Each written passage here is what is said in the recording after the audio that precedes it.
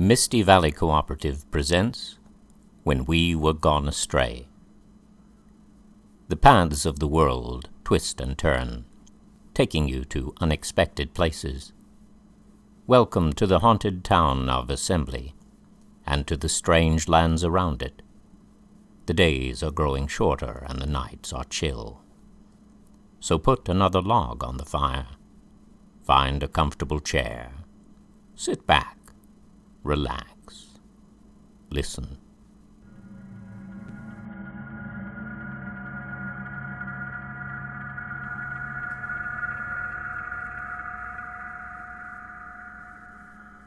Chapter 6. Carnival. The wind sang. Its voice was a hushed roaring in the top of the pines. Oak leaves scattered, and the brisk night air was expectant and exciting.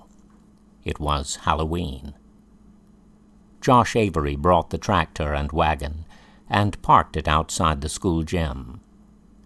The side of the wagon was built of high wooden slats, and it was filled not with straw, but with soft, fragrant grass hay, which made for a more pleasant ride. Doc and Callie had come to terms with monitoring one of the indoor booths, so Fletch and Silver had charge of Susanna, much to her delight. In glitter and gauze, she was costumed as Miss Absent, the Green Fairy. Loaded with children and a handful of teenagers, the wagon lurched forward with a jolt and began rattling along the bumpy gravel drive. It turned left and started its route through the back streets of Brazelton. Susanna sat between them, her face shining with excitement. Fletch glanced at Silver, who was looking up into the dark sky. The night seemed enchanted by the wind, the sweet smell of the hay, the bright spray of stars. Even the growl of the tractor and the shouts of the children were magic. I could ride all night, Fletch thought, and sleep here in the hay. Through the windows of small houses, he glimpsed the blue flicker of television screens. Here and there, the orange grin of a carved pumpkin shone out from porch shadows. A truck passed the wagon, the radio tuned to a country music station. "Daddy said you saw Nellie," Susanna shouted in Fletch's ear. "He saw Nellie," she told Silver for good measure. "Silver and I took her presents," Fletch told her. "I hope she likes them." "What did you take her?" Susanna asked. "Lots of food, a cozy blanket, clothes, and shoes." "No toys? She eats plenty of bugs, and she hates clothes." Susanna rolled her eyes. Silver laughed. "I guess we should have checked with you first, Miss Susanna." "What does she like?" Fletch wanted to know. "Chocolate milk. She loves chocolate milk." When the wagon rolled up to the front of the gym, Fletch jumped down and lifted Susanna down. Light spilled from the open door, along with shouts, music, and the smell of popcorn. "What do you want to do next?" he asked her. "I think they have a duck pond and a beanbag toss. You could bob for apples."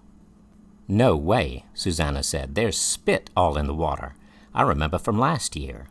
I want to do the fortune teller." The floor of the gym was chaos. Children were darting everywhere, their faces obscured by masks. Parents sat in the bleachers, half-heartedly trying to keep track of which witch was which. The fortune teller was hidden away in the girls' locker room at the far end of the basketball court. With her dark hair and dark eyes, her unruffled poise and serenity, Miss Ahumada scarcely needed a costume to convey an aura of mystery and hidden power. Fletch waited at the door of the dim room as Susanna and Silver approached the small satin-covered table with its glowing crystal ball and spread of aviator playing cards. An arm clad in silks and bangles lifted at their approach.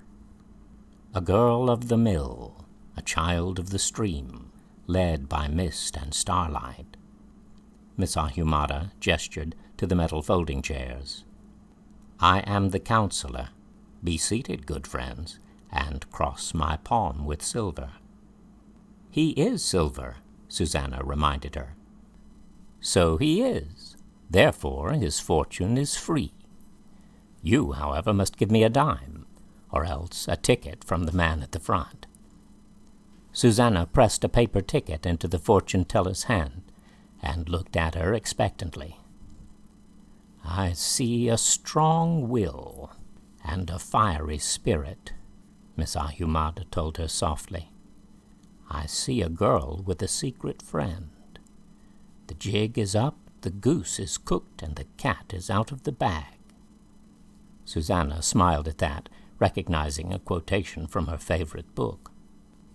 I see letters like mice nibbling at your fingers. I see words on a television screen. I see a boy with eyes like new pennies, holding your hand as you walk along the wall. Does he love me? Susanna asked. Of course he does, and he always will. Fletch marveled. Miss Ahumada was convincing, and she played the game properly, even with a child as young as Susanna. She began to hum, and then to sing softly. The old man is a-waitin' for to carry you to freedom. Follow the drinking gourd. It was odd, really. Miss Ahumada hadn't used the cards or the crystal ball, but it was a good fortune, and Susanna seemed satisfied. They got up to leave, but the counselor reached out and touched Silver's arm. A moment, Silver. Your fortune is free. Silver glanced toward Fletch, waiting at the door. It's okay. There are probably other kids outside. Sit, the woman told him. It wasn't a command, but Silver obeyed. A boy of mist and starlight, a wanderer in the wild. Your paths cross and cross again. She stopped. Is something wrong? Silver asked. Do I have a fortune? The young woman nodded and closed her eyes. Let me see. You're going to read Yeats this year, and Keats. You must not cut your hair. For a long time she said nothing, and when she spoke at last, her voice was hushed. Your lover wakes and sleeps again, born without a thought or sound of breath. There he lies beneath the ground, with the south stars at his feet. That sounds like poetry, Silver told her softly. Thank you, though I'm not sure I understand. Miss Ahumada shook her head. I don't understand it either. I never do. So you really do tell fortunes? Just for fun, but I grew up in Italy. She hesitated. I know about your people, a little, the Friends of God. I lived in Bova near Pentadactylo. Really? Silver sounded intrigued. I've never been there. The old man there, the Nazarite, or whatever it's called, the one with the scars, he saved my father's life in the war. The Paraclete? I wonder who he was. Could we come and talk to you about it? Of course. I really don't know very much. We weren't members of the community, but we were aware of them. Everyone was. Miss Ahumada opened a small chest on the table and let them pick out a prize, a small hollow figure of translucent wax containing flavored syrup. Susanna selected a witch, Silver a ghost, and Fletch a skeleton. Do you want to go to the spook house? Fletch asked. No, too scary, Susanna told him. Why don't you go? Silver suggested. Susanna and I will wait at the exit. I just want to see how well it works, said Fletch. I liked it when we finished it, but it'll be different with people going through. Watch out for the ring of fire, said Silver. Renee Duran saw them approaching. This is so cool, she told them. It's the best thing at the carnival. People are coming back 2 or 3 times. You want a ticket? Fletch asked. You built it, Renee told him. Be my guest. She held back the sheet draping the entrance. Fletch went through into the enclosed area between the locker room door and the stairs leading underneath the stage. The tunnel mouth looked convincing. Red light flickered on the cardboard stalactites, and waves of air flowed from the concealed heater. At the first turn, a pale purple black light began to flash, bringing out ghostly shapes along the curving walls. The recording of Kindertotenlieder slowed down to a mournful wail, drowned out the sounds from the main area of the gymnasium. Someone pushed past him and crashed against the foam-covered wall. Laughter came from somewhere farther ahead. 3 more turns, and the darkness became complete. The tunnel closed in on either side and began to double back and forth as the angle of the floor tilted to the right. The effect was disconcerting. For a moment, Fletch was unable to determine his location within the room, or even within the maze itself. Then he passed the niche with the glowing skull and found himself propelled forward by another group of people toward a circle of flashing red flames crafted from aluminum foil. Johnny Cash growled in the red-lit cave beyond. But instead of a cluster of ghouls at the end of the maze, there was someone Fletch didn't know, a skinny man in a Stetson hat, chewing on a matchstick and passing out some sort of pamphlets. Fletch stared at the crude lettering on the leaflet the man handed him. "Take back America. Immoral, Jew, queer, and nigger trash eating away our country." The man kept up a repetitive monotone, pressing tracts into the hands of anyone who passed. "Take back America. Take back America. Thank you. Take back America." Among the onlookers, some laughed, some brushed past. A few stopped to scowl uneasily at the man. If this was a joke, Fletch didn't think it was funny, but he was too shocked to think of a way to respond. The man nodded to him. "United Nations, the road to hell," he said. "Bring back Noah's flood." He must be crazy, Fletch thought. Not bad, just unbalanced. "Come on," he offered. "Let's go get some air." "Gotcha," the man said with a wolfish grin, and the room collapsed around them. Fletch awakened in pain with grit between his teeth, tasting blood. He tried to rise, but couldn't stand or free his hands. He lay on his stomach, face down in mud and gravel. "You ready for round 2? A leather boot crunched in the gravel by his face. Fletch turned his head until he was able to see the man bending down, hands on his knees. "I believe we are acquainted," the man said, "though we have never properly met." Fletch felt his confusion give way to fear. He was in danger, he realized. The man had hurt him and was about to do so again. The boot struck him hard in the side, knocking the breath from him. "Where's your spirit, boy? You just going to lay there?" Fletch wanted to speak, wanted to say something to make the man stop, but he couldn't even form the words in his mind. Another kick followed, and before the pain had fully registered, his consciousness slipped away.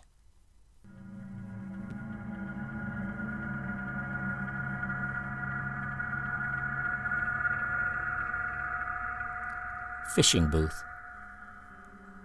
Doc Merritt caught the clothespin which came over the cardboard wall and clipped it to a pair of plastic eyeglasses, which had a nose and mustache attached.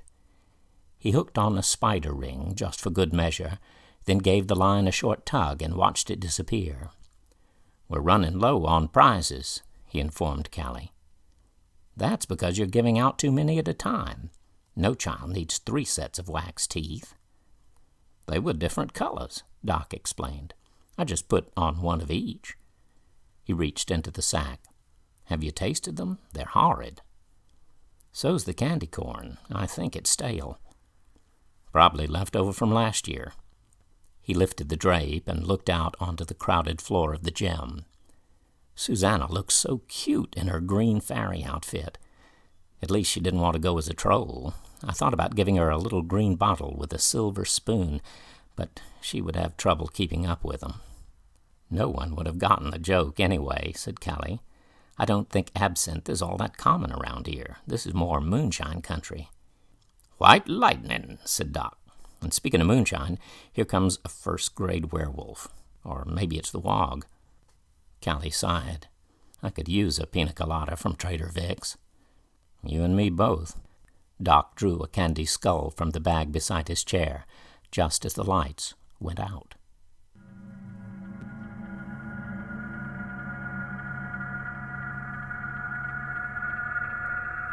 Failure. Crowther Wills dumped the Crimson Boy in the parking lot and walked away. The beating had been mildly enjoyable, but ultimately useless. The effort had been a failure. Either the boy didn't know how to expel the force inside him, or he had become too insensible to accomplish it. He knew, though. He knew exactly what I was after. Crowther had expected Fletch to be physically stronger, but he had been mistaken about such things before. Though not exactly sick, the boy seemed unstable, only loosely tied to the world. He could be talking to you one minute and dead the next, Crowther thought. And that makes things risky. What if he can't pass it on? It was a peculiar thing. Crowther had seen people possessed by devils, but he had seldom known of a devil being possessed by a human being. As far as he knew, it was scarcely possible. And yet, the Crimson Boy had done just that.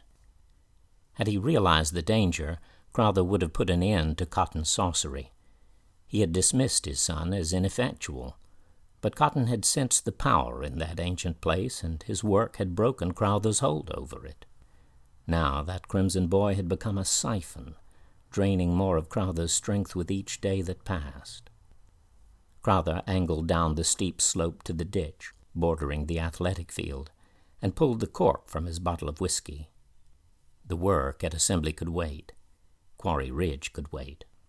He needed to go to the source, to find out why things had gone so wrong, but he required help and secrecy, and those things were more easily found in the past. He dashed the whiskey across the ditch and lit a fiery path for Patmos.